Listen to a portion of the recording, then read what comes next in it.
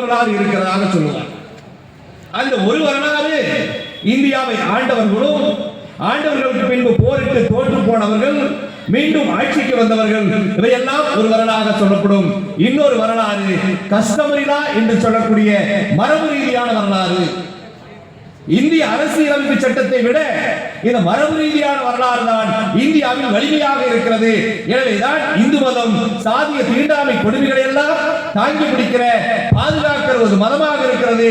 அதற்கு காரணம் மரபை வைத்துக் கொள்கிறார்கள். அந்த மரபை ஒழிக்கிற பணியை நான் வாழ்நாள் முழுவதும் செய்து பார்த்து விட்டேன். எனவே இனிமேலும் என்னுடைய காலத்தை வீணாக்க விரும்பவில்லை. எனவே நான் பிறக்கும் போது இந்துவாக பிறந்து விட்டேன், சாகும் போது இந்துவாக சாக மாட்டேன் என்று பௌத்தத்தை நோக்கி போனார். எனவே அந்த மரபு ரீதியாக இந்தியாவுக்கான வரலாறு என்பது இங்கு முழுக்க முழுக்க பார்ப்பனிய வரலாறாக இருக்கிறது.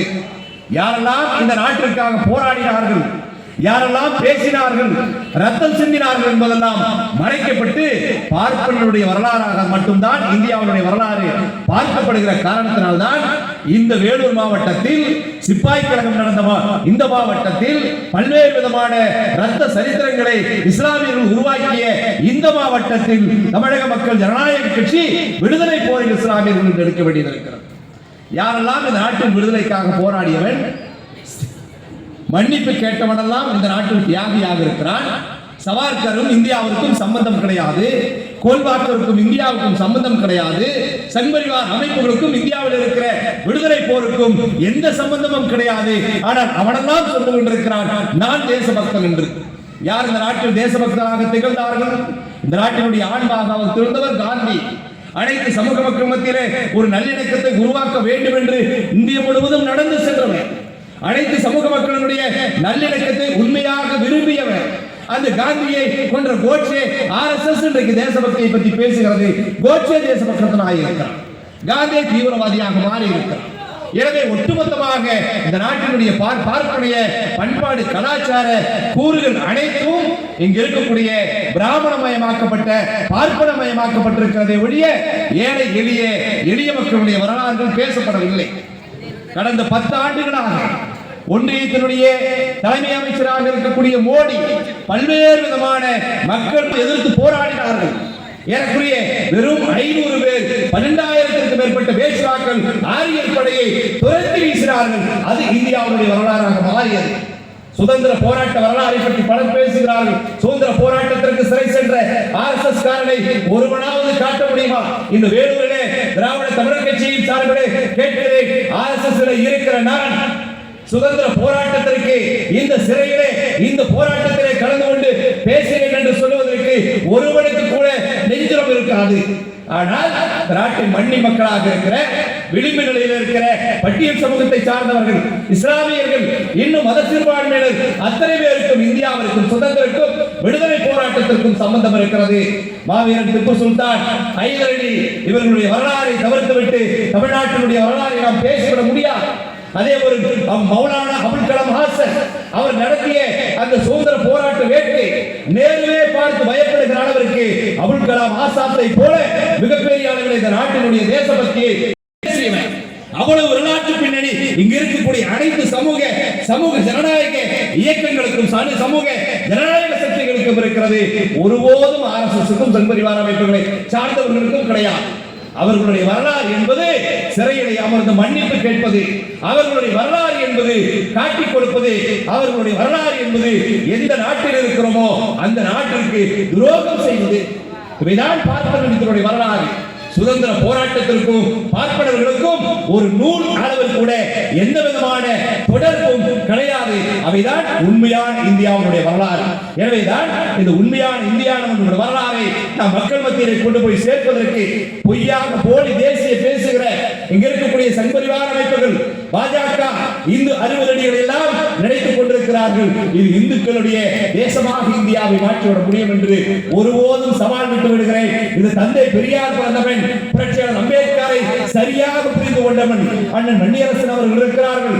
அம்பேத்கரை நாங்கள் கடவுளாக பார்க்கவில்லை, ஒரு சமூகத்தினுடைய விடுதலையினுடைய குறியீடாக, விடுதலையினுடைய தத்துவமாக, விடுதலையினுடைய தலைவராக நாங்கள் புரட்சியாளர் அம்பேத்கரை தமிழ்நாட்டில் சரியாக புரிந்து கொண்டிருக்கிறோம். வடநாட்டில் எப்படி என்று தெரியாது. கடவுளாக சில பேர் பார்க்கலாம், சில பேர் தலைவர்களாக பார்க்கலாம். நம் சமூகத்தினுடைய விடுதலையுடைய அறைகூவலாக அடையாளமாக புரட்சியாளர் அம்பேத்கரை சரியாக பார்த்துக் கொண்ட மாநில தமிழ்நாடு. எனவே இங்கு ஒருபோதும் சங் பரிவார அமைப்புகள் இந்த நாட்டை இந்துமயமாக்கலாம் என்று நினைத்தால் அதில் ஒரு துளி முடியாதவர் கூட அவர்களால் வெற்றி பெற முடியாது என்பதுதான் கடந்த கால வரலாறு. எனவே இங்கு இருக்கிற இந்து சனாதன கும்பல்கள் எல்லாம் இந்த நாட்டை சாதியின் பெயரால் மதத்தின் பெயரால் பிளவுபடுத்துவதற்கான என்ன வேண்டும் என்றாலும் செய்துவிட்டு போகட்டும். அதை பற்றி ஒருபோதும் நாம் கவலைப்பட வேண்டிய அவசியம் இல்லை. ஏனென்றால் வெற்றி அடையாததற்காக கவலைப்பட வேண்டிய தேவையும் இல்லை. இஸ்லாமியர்களோ கிறிஸ்தவர்களோ தலித்துகளோ பிரித்து பார்க்க வேண்டிய அவசியம் இல்லை. உங்களுக்கு நான் சொல்லுகிறேன் என்று நான் சொல்ல போவதில்லை, எனக்கு நீங்கள் சொல்லுவதும் இல்லை. நாம் அனைவரும் ஒரு இடத்தில் இருக்கிறோம். சமூக ஜனநாயகம் என்கிற இடத்துல இணைகிறோம். சமூக நீதி கோட்பாடு இடத்துல இருக்கிறோம். மதசார்பின்மை காப்பாற்றப்படுவதிலே ஒரு நிலையில் இருக்கிறோம். எல்லாவற்றுக்கும் மேல மொழி இனம் சார்ந்த அரசியலை முன்னெடுக்கிறதுல காப்பாற்றுவதிலே முன்னணியாக சக்தியாக இருக்கிறவரை இந்த நாடு நம்முடைய நாடு, எவனுக்கும் சொந்தமல்ல. ஒருபடி மண் கூட இங்க இருக்கிற சங்பரிவார் பார்ப்பதற்கு இந்த மண் சம்பந்தம் கிடையாது. போல சொன்னாரை கைபர் போலன் கலியாக வந்து இந்த நாட்டை ஏமாற்றியவர்கள் நம்முடைய மக்களுக்கு இயல்பாக இருக்கிற அந்த கடவுள் நம்பிக்கையை பயன்படுத்தி முட்டாள்தனமாக தீண்டாமை வன்கொடுமைகளுக்கு காரணமாக இருக்கிற பிற்போக்கு சிந்தனைகளை இந்த மக்கள் மத்தியிலே புகுத்தி இந்த நாட்டை பிளவுபடுத்தியவர்கள் பார்ப்பனர்களை தவிர ஒருபோதும் இந்த நாடு அமைதியாக இருக்க வேண்டும், ஒற்றுமையாக இருக்க வேண்டும், விடுதலையை வென்றெடுக்க வேண்டும் என்று நினைத்தது கிடையாது. அதனால் தான் இன்றைக்கு பொய்யாக தேசியத்தை உருவாக்குகிறார்கள். என்ன தேசியம் அவர்கள் சொல்லுவது? இந்த நாட்டின் உரிமைகளை கேட்டால் அடக்குமுறை காவல்துறை மேற்கொண்டால் அடக்குமுறைகளை எதிர்த்து பேசினால் இவர்கள் சமூக விரோதி அர்பன் நக்சலைட். இந்த நாட்டினுடைய பிரதம அமைச்சர் பேசுகிறார், அவருக்கு அவர் பயம். அர்பன் நக்சலைட் என்ற வார்த்தையை மட்டும் ஏறக்குறைய இதுவரைக்கும் ஒரு 500க்கும் மேற்பட்ட முறை இந்த நாட்டினுடைய பிரதம அமைச்சர் பேசியிருக்கிறார். அர்பன் நக்சலைட் சொல்வது என்ன? இந்த நாட்டில் அனைத்து வளங்களும் அனைத்து மக்களுக்கும் போய் சேர வேண்டும். இந்த நாட்டில் அரசியலமைப்பு சட்டத்தினுடைய ஆட்சி நடைபெற வேண்டும், RSS ஆட்சி நடைபெறக்கூடாது. இந்த நாட்டில் இருக்கக்கூடிய அனைத்து மாநில மொழிகளும் அங்கீகரிக்கப்பட வேண்டும். சமஸ்கிருதம் மட்டுமல்ல, அனைத்து மக்களும் அனைத்து மொழிகளும் இந்த மக்களுக்கு சொந்தமானது என்பதை பேசியவர்கள். இவையெல்லாம் அர்பன் நக்சலைட் என்கிற பெயரில் மனித உரிமையை பேசுகிறவர்கள் பேசுகிறார்கள். அதற்கு ஒரு பெயரை அர்பன் நக்சலைட் என்று சொல்வது அதன் அடிப்படையில் கையில் வைத்திருக்கிற காவல்துறை புலனாய்வு அமைப்புகளை எல்லாமே கையில் வைத்துக் கொண்டு அப்பாவி இஸ்லாமியர்கள் மீது தலித்துகள் மீது இவர்கள் வன்கொடுமையை காவல்துறை வன்கொடுமையை ஏவுவது இவைதான் கடந்த 9 ஆண்டுகளாக பாஜக சம்பரிவார் ஆட்சியினுடைய சாதனைகளாக இருந்திருக்க ஒழிய ஒருபோது மக்களினுடைய வரலாறுகளை பேசியது கிடையாது. மக்களுடைய உண்மை வரலாறுகளை பதிவு செய்ததும் கிடையாது. ஒட்டுமொத்தமாக இந்திய மக்களுக்கு துரோகம் செய்கிற கட்சி பாஜக, ஒட்டுமொத்தமாக இந்திய மக்களை பிளவுபடுத்துகிற இயக்கம் RSS, ஒட்டுமொத்தமாக இந்தியாவுடைய அமைதியை கெடுக்கிற இயக்கங்களை சார்ந்தவர்கள், இந்துத்துவ கருத்தியல் சித்தாந்தங்களை ஏற்றுக்கொண்டவர்கள்.